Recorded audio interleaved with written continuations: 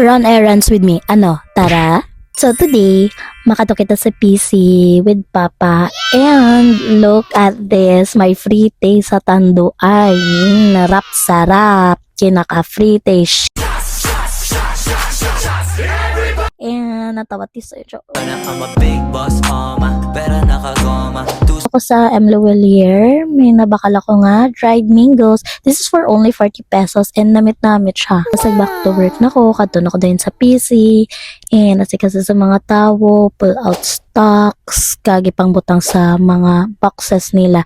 And after na, ginapang check na siya dayon sa counter sang warehouse. And after namon na dayon asika sa tanan, ipang salpak na siya namon sa wall, kidaan, ipang segregate yung mga ipa-deliver ang hindi. Tapos, after ko pa-deliver, meet up na kami dayon ni Hansel. And, nagkito kami sa Ukayan. Iyan. So, may bago din nga Ukayan na new store sa tubang sang Crispy King. And, namin na di mga baratohon lang gid siya gas. Ang mga branded syempre medyo mahal.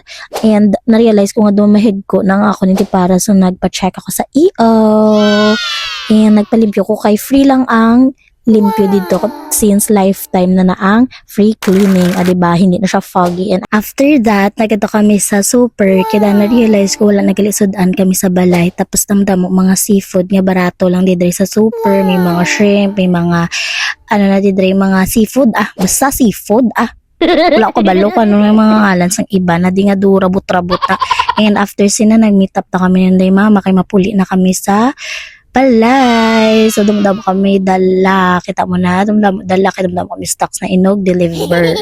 So, after that, that's all na malang. Bye-bye!